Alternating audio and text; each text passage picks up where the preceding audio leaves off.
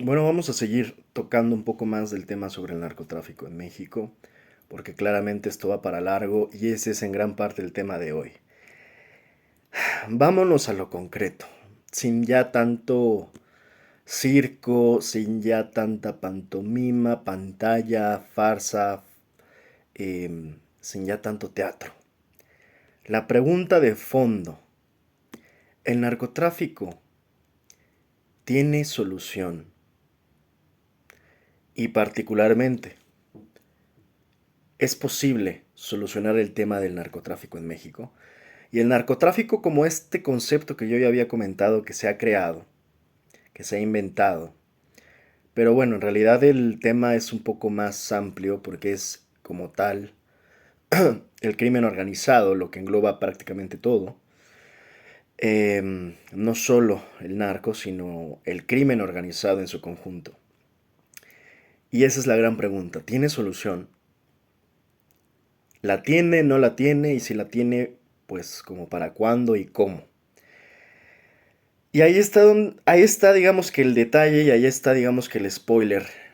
Desde mi punto de vista, el spoiler más fatal que podemos escuchar o que tal vez ni siquiera estemos dispuestos a admitir, pero que es una realidad. Y la realidad es que muy probablemente no, muy probablemente no tenga solución el crimen organizado en nuestro país.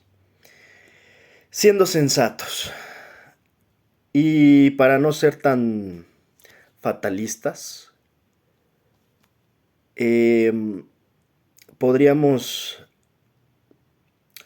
precisarlo un poco o dejarle un paréntesis como una mínima posibilidad diciendo no tiene solución en narco en México, abrimos paréntesis, mientras Estados Unidos no esté dispuesto verdaderamente, primero, a dejar de mentir y segundo, con un compromiso real, fáctico, no teórico, no discursivo, para, en verdad, ayudar a solucionar el tema del narcotráfico en México. Cerramos paréntesis. Si eso no ocurre, o sea, si Estados Unidos no es un tema que baste con la cooperación. Recientemente, y bueno, es de todo sabido, y lo comenté aquí mismo, a Genaro García Luna pues ya le terminaron dando la sentencia. No quiero profundizar en eso porque es justamente parte del teatro del cual ya no debemos de participar, por favor. Que si cuántos años, que cuántos crímenes, que qué dijo, que qué no dijo, que si va a ser testigo cooperante ya, por favor. ¿Qué más da?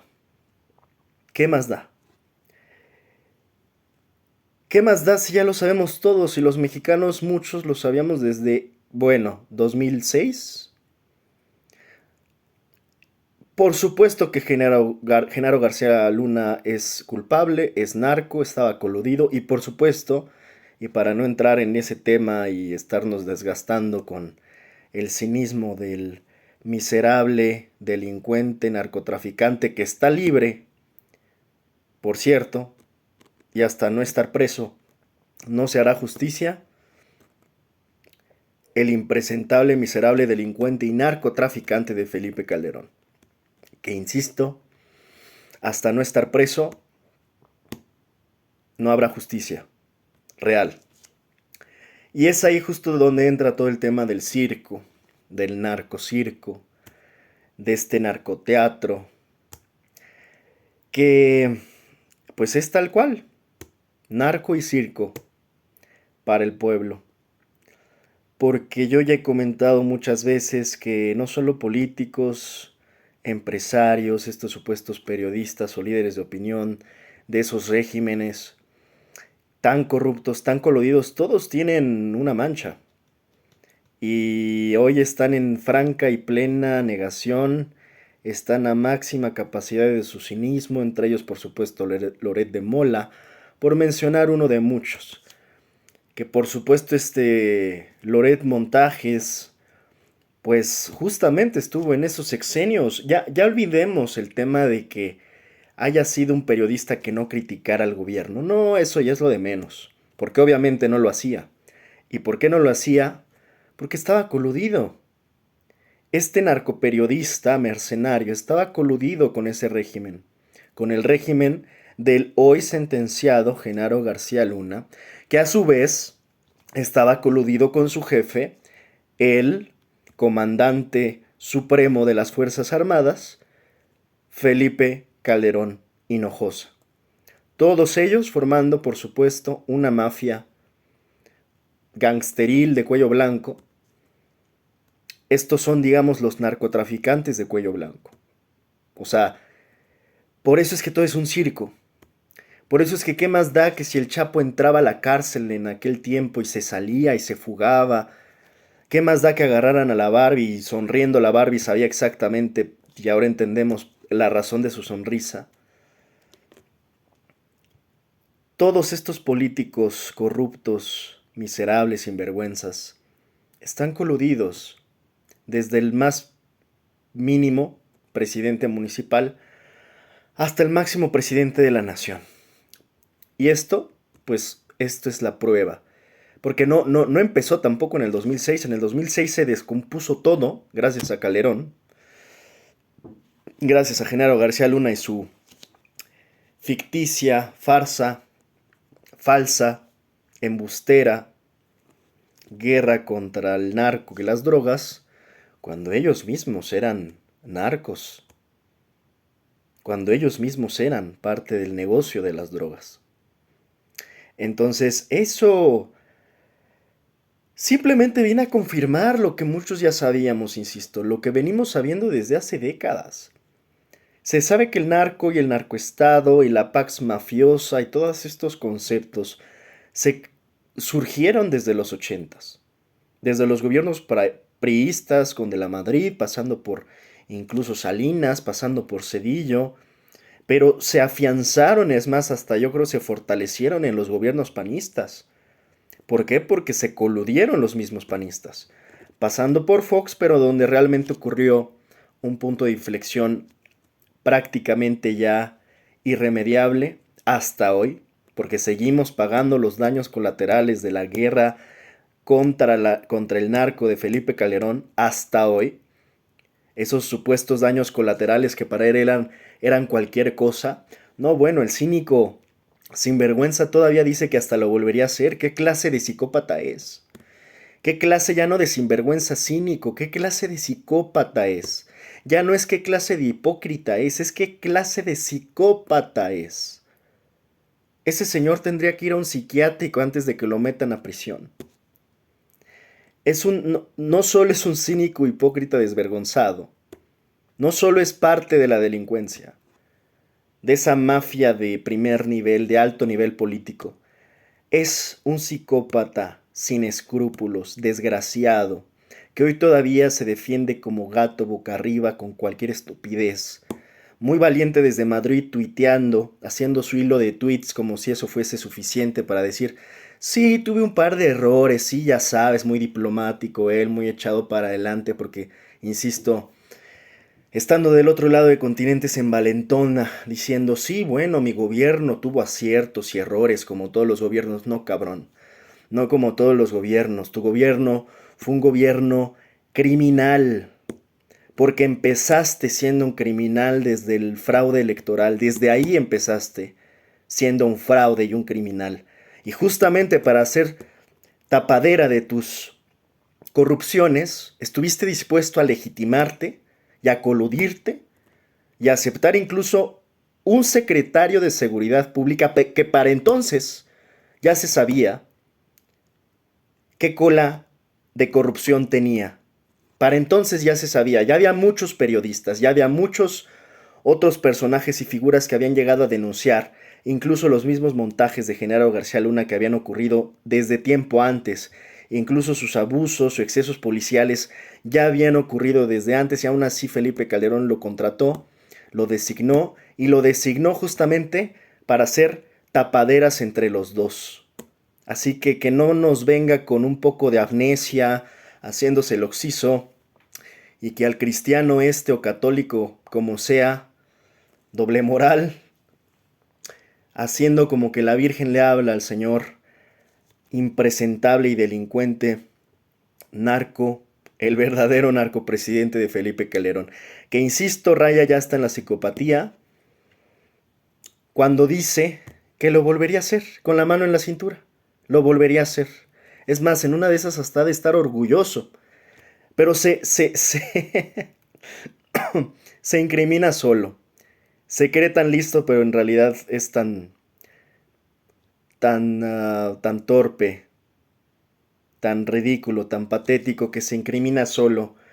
Cuando él dice que lo volvería a hacer, ni siquiera precisa qué volvería a hacer, porque si lo tomamos literal, pues parecería que diría, aún a pesar de que ya se sentenció a Genaro García Luna como un narco, si tomamos las palabras literalmente de Felipe Calderón, nos estaría diciendo entonces con ese cinismo y con esa también cierto toque de estupidez del que se cree saberlo todo, nos estaría diciendo que volvería a usar de secretario de Seguridad Pública a un narcotraficante mismo que está igualmente coludido con el narcopresidente. O sea, en otras palabras, volvería a cometer ese mismo error a costa de toda la sangre y el baño de sangre que nos dio a los mexicanos. Y además todos los problemas que ocasionó. Porque ocasionó muchos problemas justamente que en lugar de haber contribuido a apaciguar la situación, simplemente vinieron a empeorar. Y voy a dar un dato preciso porque muchas veces no se entiende a qué se refiere uno cuando decimos, o más bien no nos entienden por qué hacemos esta insistencia en el pasado, porque lo he dicho yo un par de veces, a veces nos critican por decir, ya superen a Calderón, quedó en el pasado, es el 2006, ya estamos en el 2024, bueno, es que hay que ser ingenuos para no entender que es justamente en su gobierno cuando esto que estamos sufriendo hoy sobre toda la corrupción, primero, y la colusión prácticamente absoluta de todos los niveles bajos e intermedios del sistema de seguridad pública, incluidas policías locales, policías municipales, policías estatales de prácticamente todo el país. Justo en el sexenio de Calderón fue cuando empeoró y cuando prácticamente ya fue un daño irremediable, porque ya estaban todos coludidos. Todas las autoridades policiales que en teoría tendrían que haber estado para proteger a la ciudadanía, ya estaban prácticamente dentro del crimen. Y ya no había una distinción que de nuevo seguimos pagando hasta hoy, porque es muy fácil, esto es hasta en términos físicos y de entropía, es muy fácil arruinar las cosas. Lo difícil es arreglarlas, porque es fácil arruinarlo, para arreglar algo te implica incluso el doble, el triple de esfuerzo, de tiempo.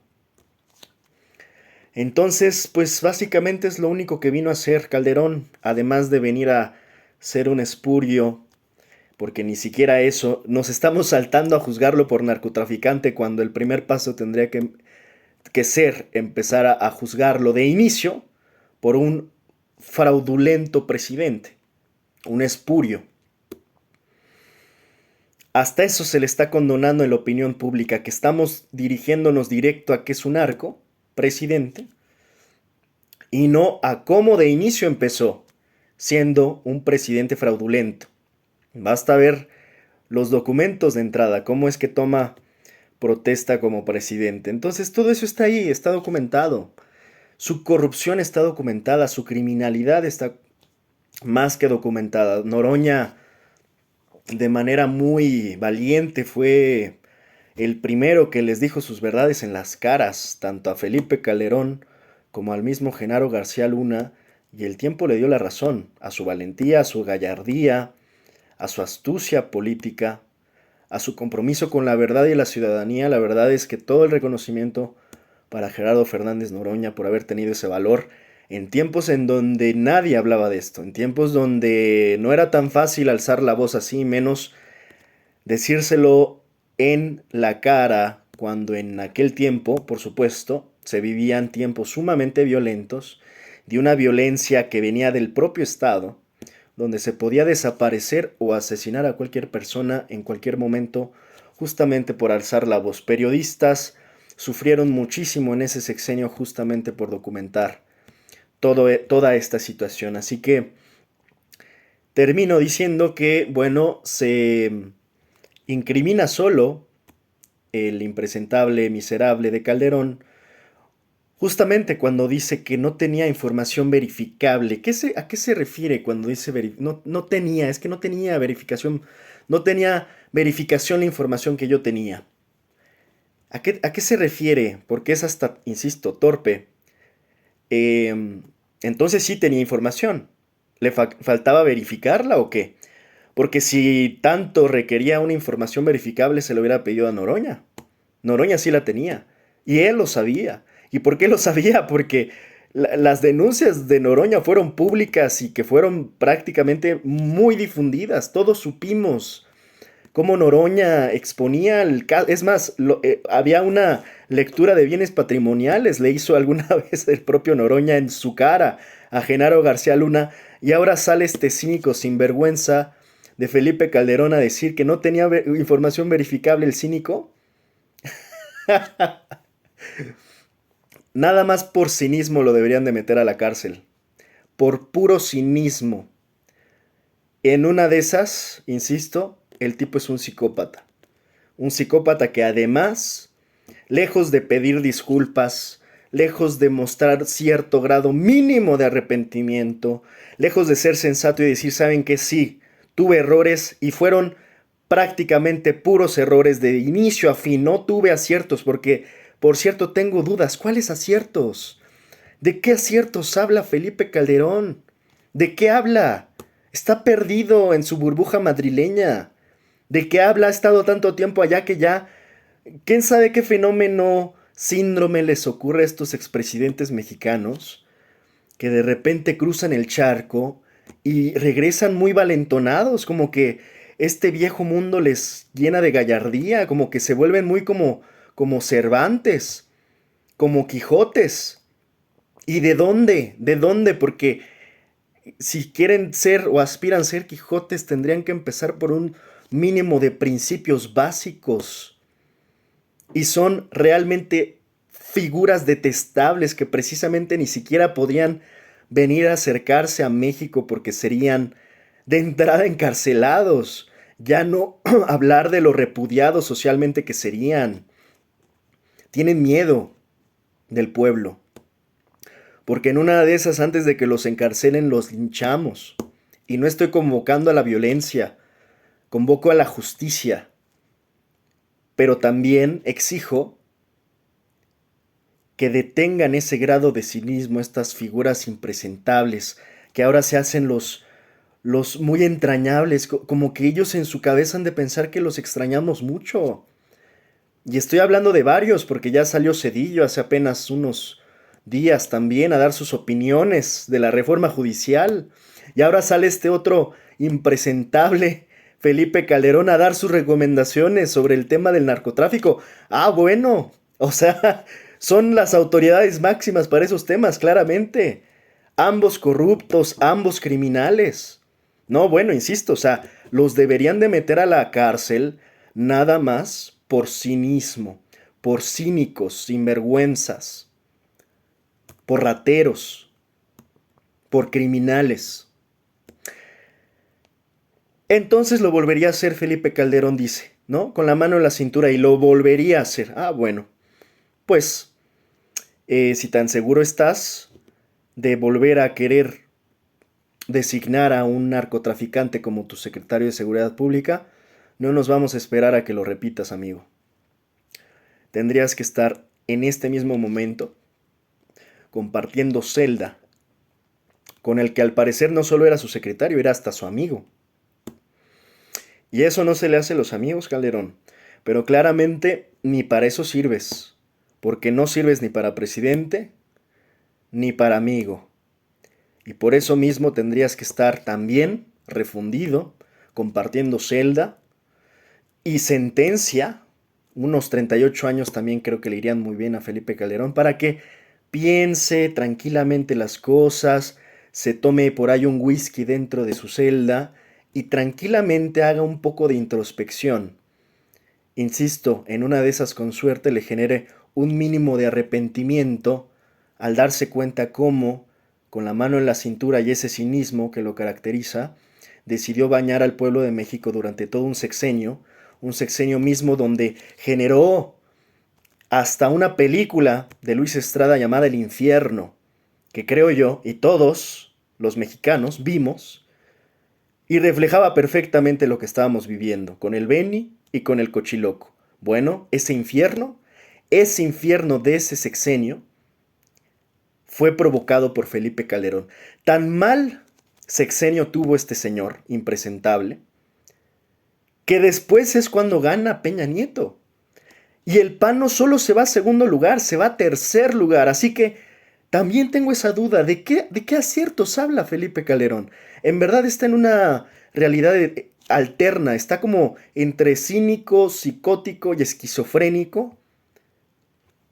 Pensando en una burbuja que solo él se aplaude a sí mismo. En un sexenio que fue un fracaso rotundo de inicio a fin. Y es que como bien dice un amigo mío, lo que empieza mal termina mal. Y si empezaste haciendo un fraude electoral y lo quisiste corregir con una guerra contra el narco, ¿qué querías esperar al final? ¿Qué resultado esperaba al final?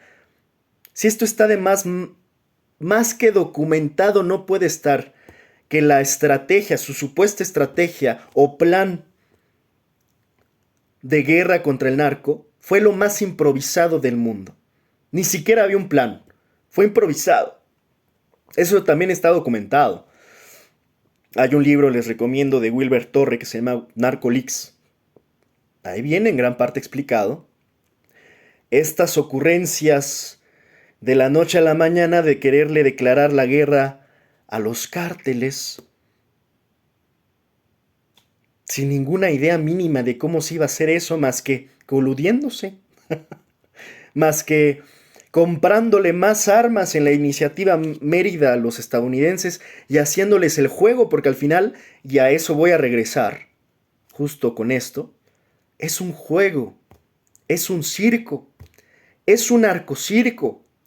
Y si él tanto conocía del tema, tenía que saber que eso era un narcocirco.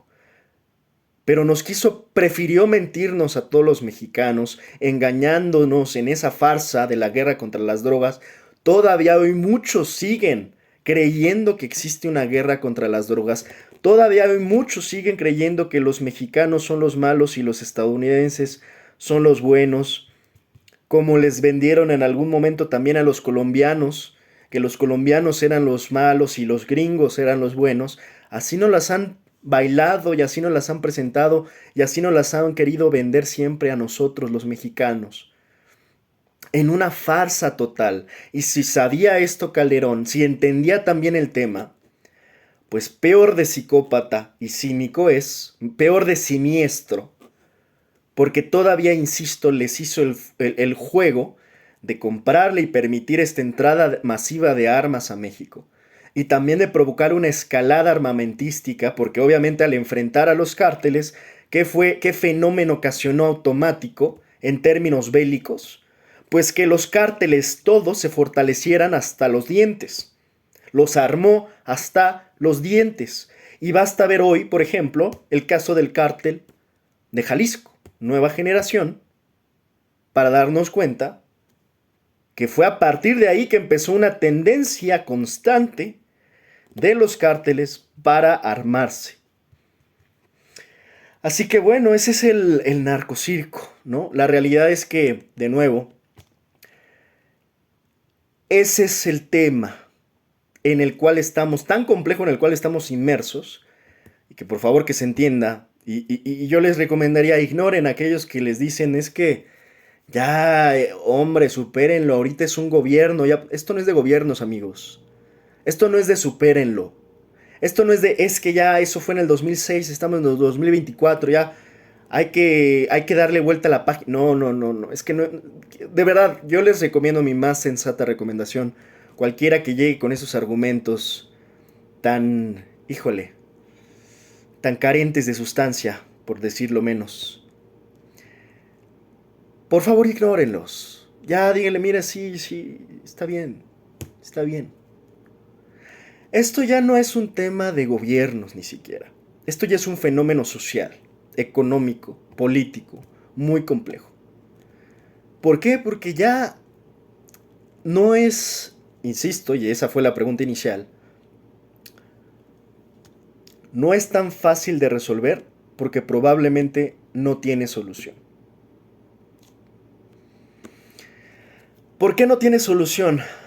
Porque está ya demasiado cercenado y deteriorado el tejido social. Está muy lastimada el aparato general, tanto de seguridad pública como el de impartición de justicia, y en gran medida por eso es que se empezaron de alguna manera a aplicar cambios, para mi gusto un poco con mejor sentido, desde la iniciativa de la Guardia Nacional, paralelamente también al tema de hacer la reforma judicial, porque de qué te servía al final. A ver, hay que entender, muchos dicen, pero es que ¿por qué no pusieron a Genaro ahora en... ¿Por qué no está enjuiciado en México? ¿Por qué dejaron que fuera a Estados Unidos? Amigos, ¿nacieron ayer o qué?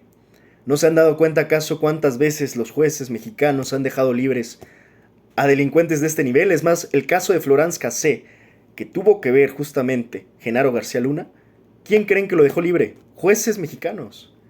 El Poder Judicial está involucrado totalmente. ¿Por qué creen que se está reformando el Poder Judicial?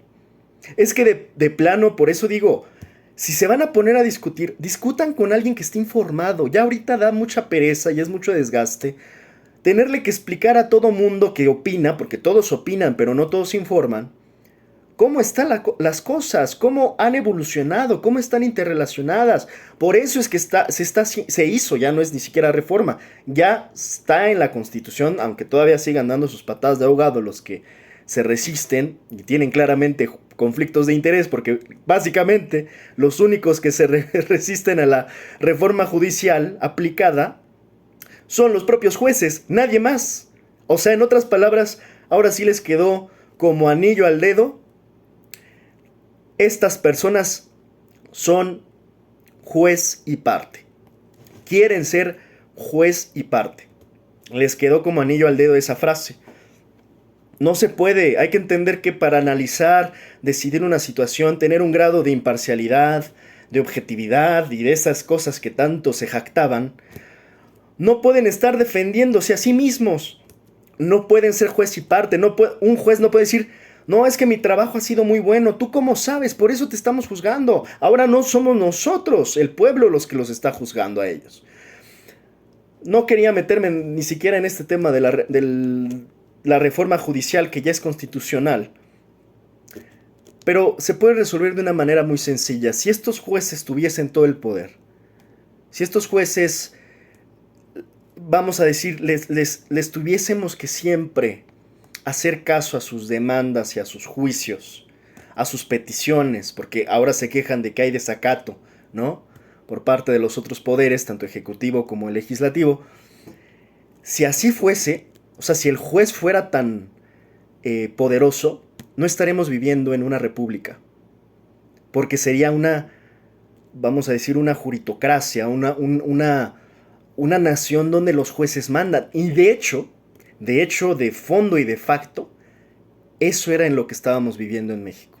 O sea, muchos no entienden que en realidad muchos estaban cargándose a la idea del presidente, pero en realidad no era solo los presidentes, era todo el entramado de corrupción que había, que era un muégano de corrupción, de mafia, de poder. Y supongo que le suena ese término, ese concepto, alguien por ahí lo dijo mucho. Investiguen. Pero esa mafia de poder hacía que tanto el poder ejecutivo en otros tiempos, el poder legislativo y el poder judicial, pactaran, se encubrieran, se coludieran en prácticamente todos sus abusos y casos de corrupción. O sea, antes, ¿qué pasaba? Si el presidente cometía una corrupción, mira, no hay problema. Yo soy tu juez, soy tu amigo, no te va a pasar nada, tú tranquilo. ¿Qué pasaba también con un juez? Bueno, si un juez cometió una corrupción, como por ejemplo, muchas, hay una lista enorme, yo ya la había llegado a comentar acá, pero si un juez cometía un acto de corrupción, ¿qué pasaba? Decía el presidente, no te preocupes, yo, mira, aquí callados. Y eso era México. Y si a eso le agregamos el cuarto poder, que hablo que generalmente suele ser también de los más siniestros, y el cuarto poder son todo este séquito de mercenarios, pseudo periodistas como Loret de Mola Broso y María Amparo Casar, que todos ellos tienen corrupciones y colas que les pisen.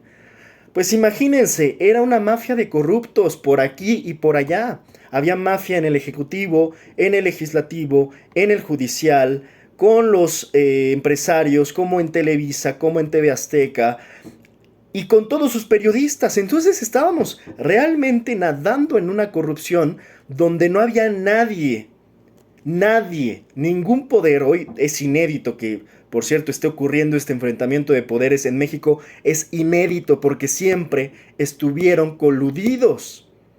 Hoy de hecho es milagroso hasta cierto punto y es enhorabuena que por fin alguien esté enfrentando uno de los poderes más corruptos que ha tenido nuestro país, y es el poder judicial. Y ese mismo poder judicial es el que es tan corrupto que véanlo cómo actúa.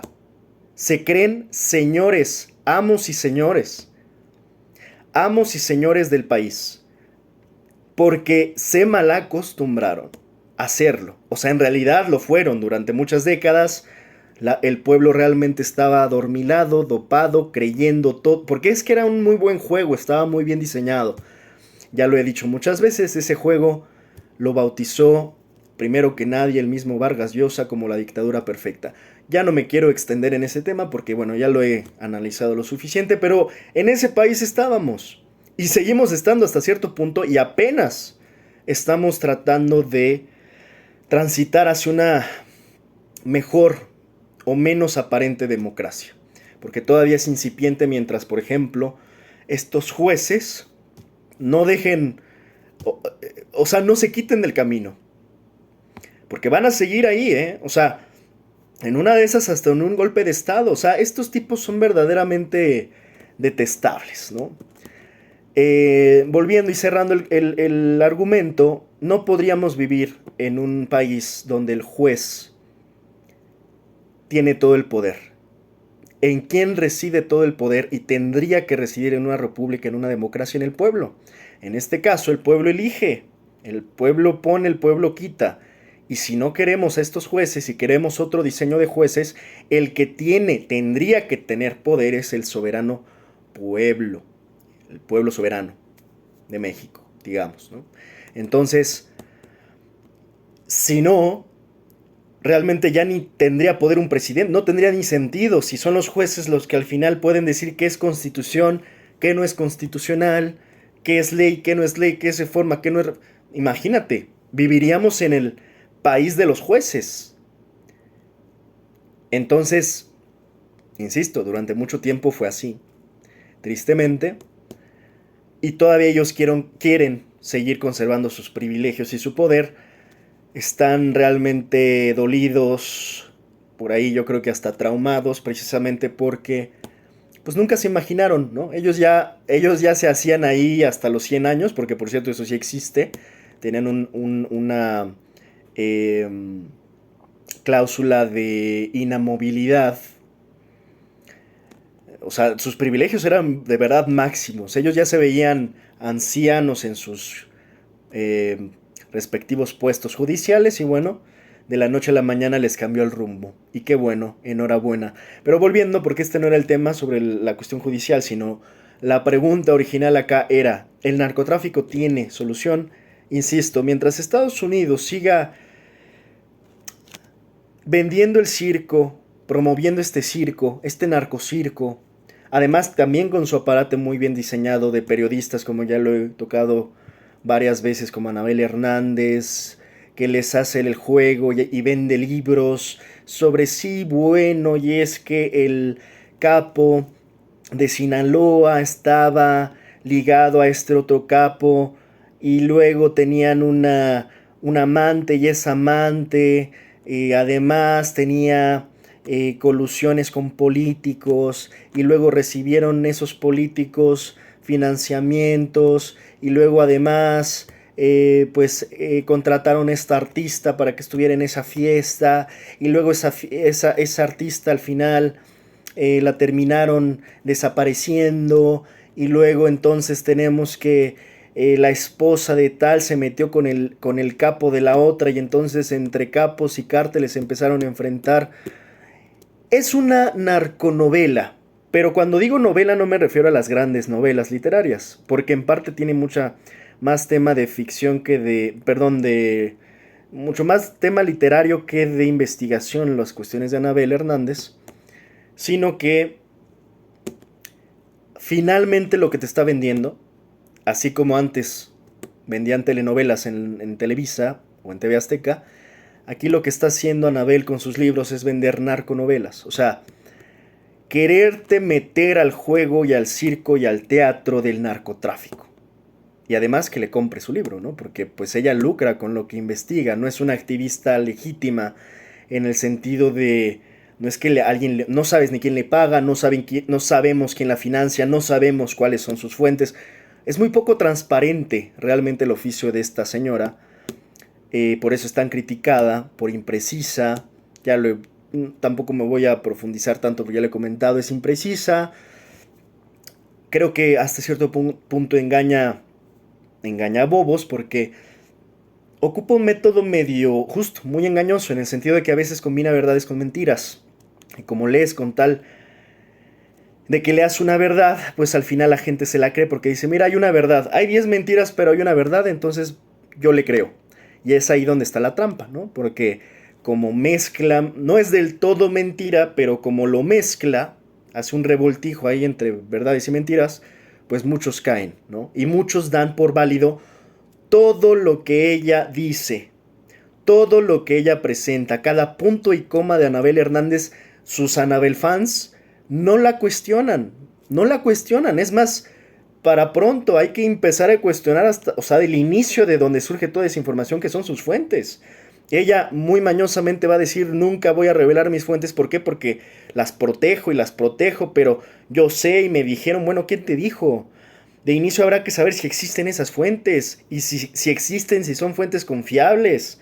Y si son fuentes confiables, entonces en una de esas hasta no sospechar que es raro que tenga tantas fuentes. Digo, ella habla mucho específicamente de un par de fuentes ahí dentro del mundo del narco, generalmente son a las que más se refiere, pero sí causa suspicacia, porque por momentos ya ni siquiera sabemos qué tan adentro en realidad está Anabel dentro del narco para saber tanto, para que no para que sea tan permisible, por ejemplo, los cárteles, en que esta señora con la mano en la cintura esté no solo escribiendo tantos libros, sino divulgándolos y vendiéndolos, lucrando con ellos. Es raro. O sea, cuando empiezas a analizarlo fríamente es raro, porque otros periodistas, por revelar mucho menos, ya están bajo tierra. Javier Valdés, por ejemplo, ¿no? Pero hay muchos cientos de periodistas que justamente no tan fácil han tenido. Anabel Hernández parece por momentos protegida. ¿Por quién? No sabemos. Porque pues no dice pocas cosas. O sea, uno quisiera pensar que lo que ella divulga no son chismes, porque en estos casos un chisme te podría costar la vida. Entonces la gran pregunta es, si vamos a asumir, vamos a conceder sin asumir, o asumir sin conceder más bien, que lo que dice es verdad. Dos cosas. Una, yo creo que ya debió de haber molestado al menos a alguien dentro de ese mundo del narco que no le gustó que publicara eso. La otra pregunta es, bueno, generalmente ahí se saldan esas cuentas, pues ya sabemos cómo. Pero aquí sigue Anabel. Entonces la otra cuestión es quién la protege entonces o quién la financia. Porque, de nuevo, a menos que sean chismes y que al final no toque ningún interés o que tenga un patrocinio, en fin, genera mucha suspicacia. Y por otra parte, si todo lo que ella revela son evidencias, como ella presume, ¿por qué no denuncia? ¿O por qué no genera un sistema de protección, incluso de fuentes, incluso para ella misma? Porque a pesar de que yo le hago una crítica a su periodismo y a su investigación, yo no le deseo el mal a la señora. Pero sí me gustaría que si va a compartir sus descubrimientos o supuestas investigaciones con el público mexicano, pues tenga la más mínima ética para al menos asegurarnos de que no nos está mintiendo, que no nos está engañando y no nos está manipulando, porque esta información evidentemente es sensible y es algo con lo que de inicio yo diría no se tiene que jugar, y segundo, ni siquiera se tendría que lucrar.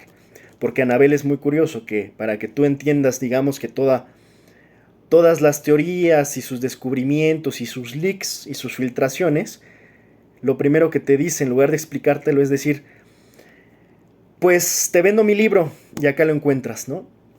En fin, se ha ayudado el aparato estadounidense justamente de estos personajes. Yo por momentos ni siquiera es tanta la suspicacia que hay alrededor del, vamos a decir, de este trabajo periodístico de Anabel Hernández que genera suspicacia a un nivel en que, pues sí, hasta no... Es tanta información que por momentos te genera la duda de, en una de esas pueda ella misma pertenecer o estar hasta cierto nivel dentro de alguna asociación del narco para saber tanto, o ya se ganó la confianza de algunos para saber tanto también, dentro de ese mundo, o por otra parte, estar trabajando sí para la DEA, para alguna agencia estadounidense. Porque es atípico obtener tanta información como que para que literalmente te dé para escribir 4 libros o no sé cuántos lleva. Eso es muy atípico. Es muy atípico que así tan fácil eso suceda y que no haya daños colaterales además en el intermedio. Mucha gente podría estar siendo engañada diciendo, no, mira, es que lo de Anabel sí se cumplió, mira, el Mayo sí fue una captura, bueno. ¿Y cómo sabes que ella, por ejemplo, no tenía esa información con antelación? Y al final más bien lo que sucede es que como es agente, vamos a suponer, pues por supuesto que ella va a escribir la nota primero porque así funciona el cuarto poder. Les dan la información primero a ellos y después los galardonan de casi videntes. Porque es como de, ¡ay! ¡Qué buena investigación la de Anabel! ¿Cómo lo supo? Es justo lo que pasó. Ah, bueno, es que ella sabía lo que iba a pasar. O sea, de alguna manera, más bien está dentro de la parte del plan. Y eso raya en ser cómplice o en la complicidad. Si ella está involucrada dentro de alguna de estas agencias, ya no sería periodista, perdón, así se puede vender ella, pero lo que es en sí es una coludida más, una cómplice más, insisto, ya sea de agencias estadounidenses o de organizaciones mexicanas de crimen organizado. Entonces, yo lo único que digo acá, hay que tener reservas con el papel de algunos supuestos periodistas, porque eso, o sea, la propia historia nos las ha demostrado. Yo estaba hablando de Loret de Mola, por ejemplo. En esa época Loret de Mola podría considerarse el periodista más valorado de México. Bueno, tenía un noticiero en las mañanas. Todos conocían a Loret y a su trabajo. Y miren en qué acabó. Así que acá no importa mucho el tema de... Porque me han dicho, es que Anabel no sabes los reconocimientos que tiene. Sí, bueno, es que justamente así opera el tema de los premios y los reconocimientos. Así justamente es como opera. Primero los premian y luego les llenan de encarguitos para que esa falacia de autoridad que diga, no, es que es la multipremiada o el multipremiado periodista Tim Golden, por ejemplo, ¿no? Que fue el que justamente hizo este leak. Curiosamente, ¿con quién creen? Con Anabel Hernández, cuando filtraron esta nota supuestamente del financiamiento de la campaña de López Obrador en el 2006. O sea, será muy ingenuo el que se crea esta cuestión de que al mismo tiempo Latinus, o sea, la autoridad máxima de periodismo, Latinus, New York Times, la DW, sí, estas usando información de adivinen quién, de la DEA, filtraron esa investigación que quedó de alguna manera desestimada, se, se, se ponen muy exigentes ahí en ver cuál es el término, que si la desestimaron, que la pausaron, la descarta. Mira, pa' pronto, no se siguió esa investigación. Listo. Y si no se siguió esa investigación, no hay culpables.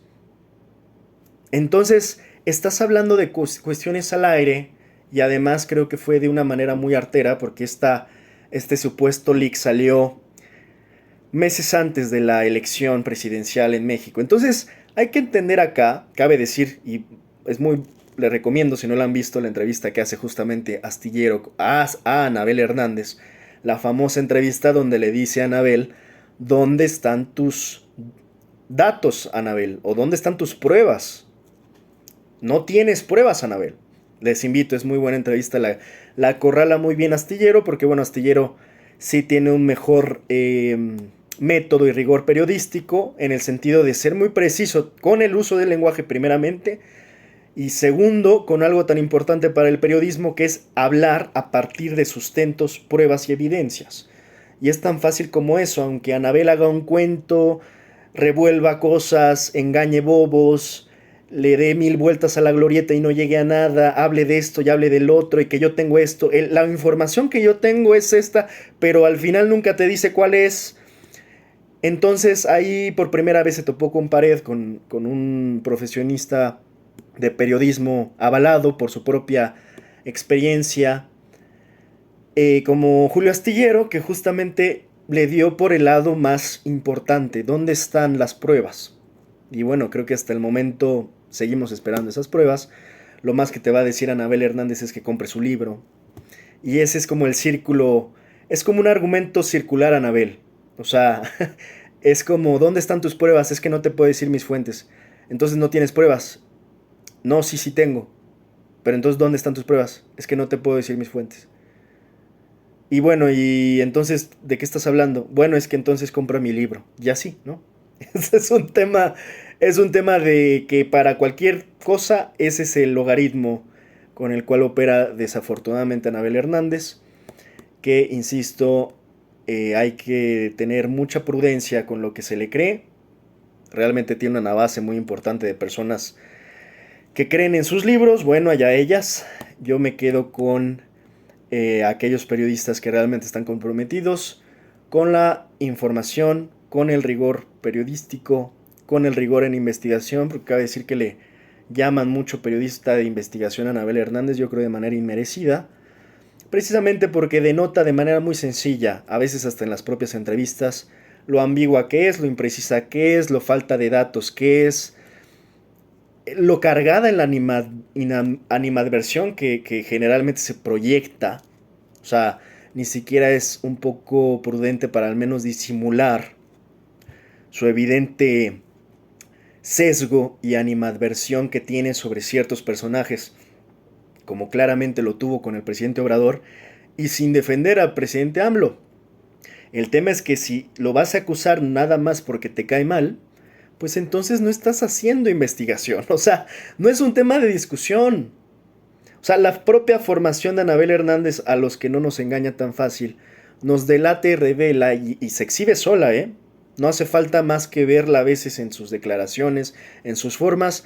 Se delata en el sentido de que es muy deficiente, realmente, y para pronto, ¿no? Entonces, volviendo a este tema sobre el circo, el narcocirco, cierro diciendo que es muy complicado realmente solucionar este tema en México porque lo he comentado ya también varias veces, al final justamente esto es en lo que en lo que nos quieren meter a la sociedad mexicana en general, a estar discutiendo de quién es el narco, quién es el capo, que si ya lo atraparon, que cómo lo atraparon, que si se entregó, que si se pactó, que si lo capturaron, que ahora después de él quién queda y luego al que capturaron lo van a extraditar o lo van a dejar acá y que cuántos años le van a tocar y que si va a ser cadena perpetua o no, y luego de este lado entonces quién se va a encargar del cártel cuál va a ser de nuevo ahora la lucha entre quién contra quién y quién contra cuál y qué esposa va a heredar qué cosa de quién y a quién le van a heredar la plaza de cuál y que, o sea, es un loop eterno, es un ciclo eterno, es un cuento de nunca acabar, porque esto ha pasado durante décadas. En Estados Unidos hoy ya está extraditado el Chapo Guzmán, el Mayo Zambada, dos de los personajes probablemente más históricos, emblemáticos e importantes en el mundo del narcotráfico. Además, Ovidio, el Vicentillo, el propio Genaro García Luna, todos ellos ya están allá arriba, extraditados, algunos incluso enjuiciados o sentenciados ya. Y el narcotráfico en México sigue igual que siempre, igual de siempre. Estamos con los mismos temas de que quién se queda a la plaza, de lo que está pasando en Sinaloa, en fin, de todas estas pues narcoactividades en general que están ocurriendo a lo largo y ancho del país, porque ya realmente no solo es Sinaloa, sino están en todas partes. Y aquí el fondo es entender de nuevo que se sigue creyendo esta teoría. Creo que eso es una de los errores, al menos que en sociedad debemos de ya urge corregir. Yo empecé hablando del impresentable miserable de Felipe Calderón, y una de sus peores herencias a la nación fue justamente haber convencido a muchos que la guerra contra el narco existía y no haberles hablado con la verdad, no haber dicho, miren, lo que existe en realidad es una pax mafiosa y eso existe desde el PRI. ¿Y qué creen? Que yo también me voy a coludir con ellos. Entonces, esta es una gran mentira. Ahora, hay quienes acusan a AMLO de haber saludado, por ejemplo, a la mamá del Chapo. Y de hecho es la única prueba que suelen ocupar, y prueba entre comillas, para acusar al gobierno de Morena, pero particularmente a AMLO, de que está coludido con el narco. Y de ahí, bueno, todo esto que hicieron con el tema de financiar una campaña multimillonaria en redes para acusarlo de narcopresidente. Curiosamente a él sí, y a Felipe Calderón no, que en realidad el único comprobado, el único narcopresidente comprobado hasta hoy, con pruebas y evidencias, es, si acaso, Felipe Calderón. Entonces, yo creo que los que creen que AMLO es tonto, pues están proyectando por qué AMLO no es tonto. Y creo que sería tonto seguir pensando que AMLO es tonto. AMLO no es tonto y sería muy tonto y muy ingenuo de su parte saber que te están grabando todas las cámaras, porque invito a que vean el video cómo fue. Estaba en un lugar público, se baja y hay muchas cámaras alrededor y él va y saluda a la mamá. De hecho, por ahí hay algunos como que tratan de impedir como que lo haga. ¿Qué es lo que yo creo que sucedió? Insisto, si AMLO no quería que viéramos, no lo hubiéramos visto, como si de veras supiéramos qué pasa cada día, cada hora con AMLO. No sabemos. Si él hubiera querido hacer oculto eso, lo hubiera hecho oculto, lo hizo público. Y eso, de nuevo, eso era un mensaje. Quien crea que, ay, es que, miren, es que descubrimos a AMLO saludando a la mamá del Chap, porque así te la venden los medios, así te lo venden los opositores. Siempre ellos han sido los primeros que caen en las trampas de AMLO. Es muy bueno AMLO para manipularlos, porque él les dice exactamente de qué quiere que lo critiquen, qué quiere que lo acusen. Siempre fue muy astuto como animal político para saber exactamente qué quería provocar en la Vox Populi. Y cuando hizo eso, no lo hizo de manera torpe. A mi parecer, fue un mensaje muy claro en donde él por primera vez en años, nada más que obviamente siendo presidente no lo podía reconocer, así como que bueno, además fue por ahí como a mediados del sexenio, todavía tenía que llevársela tranquila porque pues todavía quedaba un trayecto, un camino. Pero él de alguna manera nos revela por primera vez esta especie de pax mafiosa que siempre ha existido y que es muy complicada. No me voy a profundizar en analizarla, pero lo único que hay que entender es que es compleja. ¿Por qué es interesante, incluso diría que hasta importante el mensaje de AMLO? Porque ayuda justamente a derrumbar esta idea, de nuevo, de la supuesta guerra contra las drogas. Que cabe decir que no solo viene de... Esto no lo inventó Felipe Calderón. Yo siempre he dicho que Felipe Calderón es la especie de Nixon Reagan mexicano. Obviamente una región 4 muy mal hecha, pirata. Pero finalmente Nixon en aquellas décadas y bueno, después posteriormente Reagan, pero particularmente Nixon fueron quienes empezaron con esta narrativa en el mundo sobre el combate a las drogas y a los cárteles como pretextos para combatir el comunismo, para combatir las guerrillas, para combatir la difusión o la propagación de la izquierda en Latinoamérica. Pero ese era el pretexto, porque yo ya he explicado el modus operandi gringo, siempre ellos se hacen de un pretexto para después intervenir a los países o declararles la guerra. Basta entender lo que pasó en Irak para obtener el petróleo, basta entender lo de Vietnam, en fin. Siempre meten sus narices, literalmente sus narices llenas, blancas, llenas de perico, curiosamente, eso es lo irónico, lo contradictorio, lo hipócrita, vienen con sus narices empolvadas, narices blancas empolvadas en perico, a decir quién me está vendiendo esta droga que me estoy inhalando con la nariz gringa. O sea, ese es el nivel del cinismo de los gringos, ¿no? Porque te vienen a regañar de que por qué les vendes droga con la nariz empolvada. Entonces, ese es el gran tema de la farsa idea de la guerra contra las drogas, que de nuevo, insisto, creo que fue un mensaje muy interesante el de AMLO en aquella vez de manera pública para que dijeran justamente esto no lo voy a hacer a escondidas porque pues que se vea, o sea, existe, prácticamente es algo inevitable. Tú no puedes eliminar de la noche a la mañana, por ejemplo, a una figura como el Chapo Guzmán, así tan fácil no. Y si no hay una cooperación o intereses alineados entre México y Estados Unidos, al final para lo único que hace eso Estados Unidos, porque unos me dirán, pero ¿cómo Estados Unidos sí puede? Bueno, primero porque su poder judicial es menos corrupto que el mexicano, pero segundo, porque Estados Unidos ocupa generalmente estas detenciones con fines políticos, en otras palabras, tiene de rehenes a estos narcos para que le revelen nombres. ¿Y qué nombres generalmente quiere que le revelen los nombres del enemigo político de Estados Unidos en turno? Entonces, en este caso, con la detención, por ejemplo, del Mayo Zambada, lo obvio, o sea, no es ni siquiera un hilo negro, es lo obvio que vamos a esperar, lo que sigue pasando allá, es que revelen probablemente ni siquiera el nombre de Felipe Calderón, sino del propio Andrés Manuel López Obrador. ¿Por qué? Porque les es más incómodo a ellos Andrés Manuel López Obrador, no por un tema de que quieran resolver el narco, sino por un tema de que quien les incomoda más el gobierno fue el de Andrés Manuel López Obrador. Entonces van a querer embarrar a cualquiera de ese lado y no a Felipe Calderón. ¿Y por qué no a Felipe Calderón? ¿Por qué a Felipe? ¿Por qué hablaron a Genaro y no a Felipe? ¿Y por qué ya si sentenciaron a Genaro no han sentenciado a Felipe?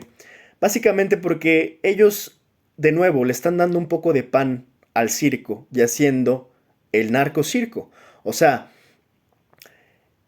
agarraron a Genaro García como una especie de chivo expiatorio como suele suceder.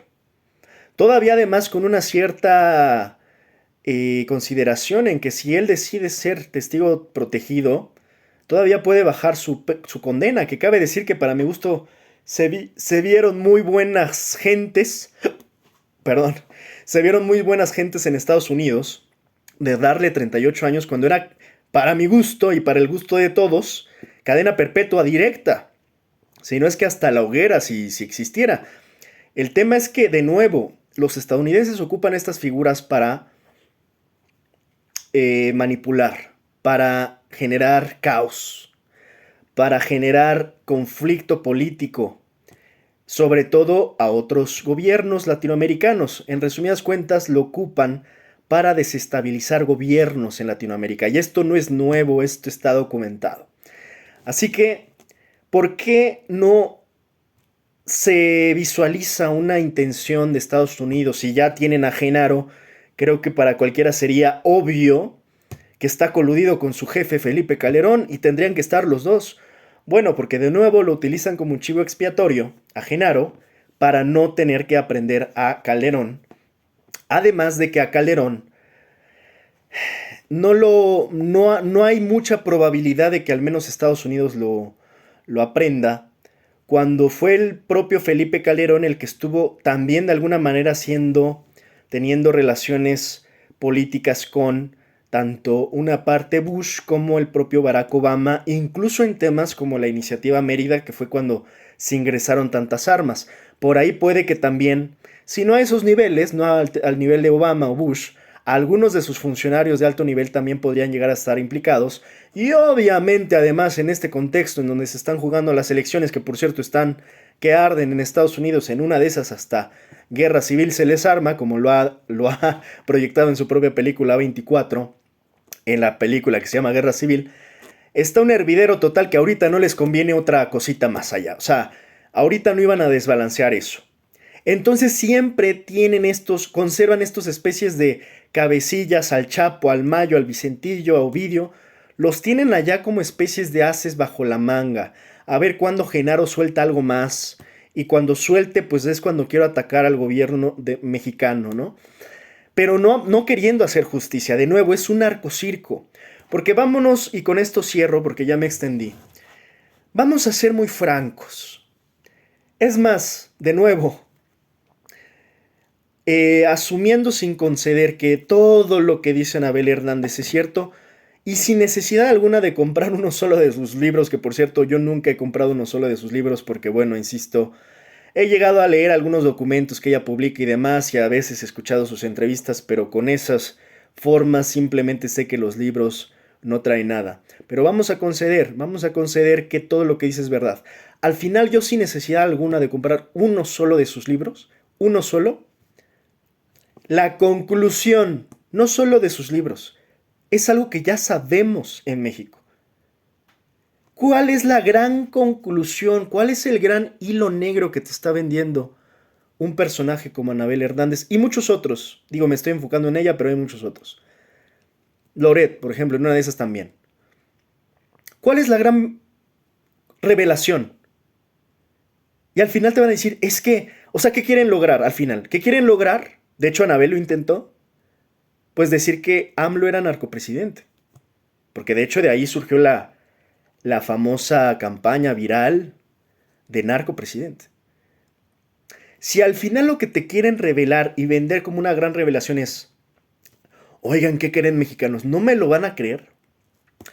Pero los políticos de alto nivel en México están ligados al narcotráfico. La verdad es que solo los ingenuos o muy desinformados o los que acaban de nacer ayer se sorprenderían por esa gran revelación. Porque eso lo sabemos desde hace décadas. Décadas que sabemos que no solo los políticos mexicanos de alto nivel están coludidos, porque ahí también creo que se excede Anabel Hernández en analizar al caso mexicano sin, curiosamente, nunca habla de los estadounidenses o habla muy poco. Es obvio y está documentado, y no por ella, porque ella no es la primera que lo dijo. Hubo muchos periodistas antes de ella, aunque ella se quiera sentir hoy la dueña de la verdad en el tema del narco.